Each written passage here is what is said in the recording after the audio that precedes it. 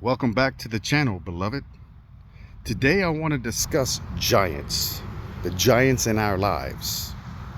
The question I have for you is, are you afraid of them?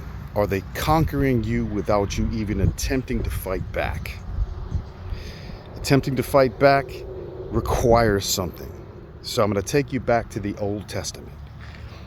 There was these folks called the Israelites who had moved into Egypt, and now the Egyptian king, the Pharaoh, had now passed away, that knew who they were, and it had moved on to other pharaohs, and they had become slaves. So Moses comes back. This is a story to address in another video, but he comes back, he pulls them out. He says, let God's people go. I'm taking them with me. Lots of things happen. They go out and they have to walk through the desert for 40 years. Now, when they get to this promised land that they're headed to, they have to send out 10 spies. These 10 spies go out and they do some spying. And when they come back, a certain portion of them said, this is impossible. These things are like giants out there. They're intimidating. We're scared of them. We're like grasshoppers in their sight, and they know it. They acknowledged us, and they are just giants. But then two of them said, no. Stop bearing false witness here.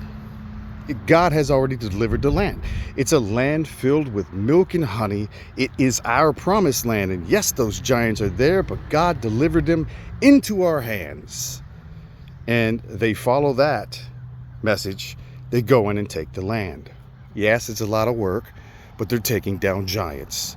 Fast forward a bit.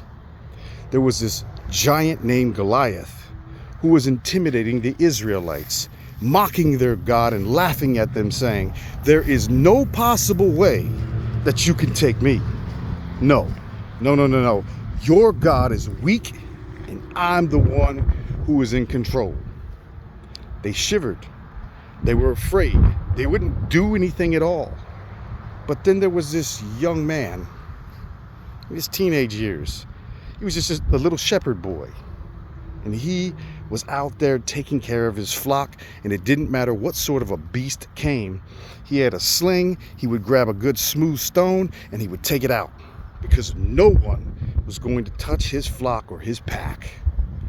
And then it was requested of him to go to the battle line, meet his brothers, bring them some food.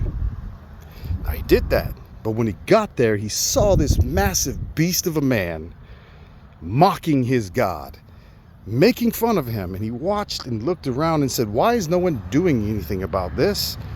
I'd like to take this man out.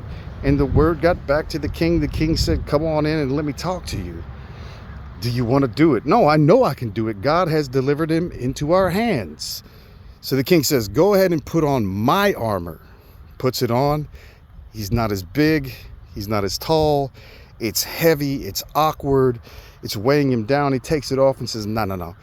Take me to the nearest stream so I can get some smooth stones, and I'll take this man down. He put some smooth stones in his bag, and as he did with the wild beasts like a lion, he got a sling ready. He went out and proposed a challenge, that my God has delivered you into our hands. You will be defeated. Goliath was extremely mad now. Do you mock me and mock my God with this little boy?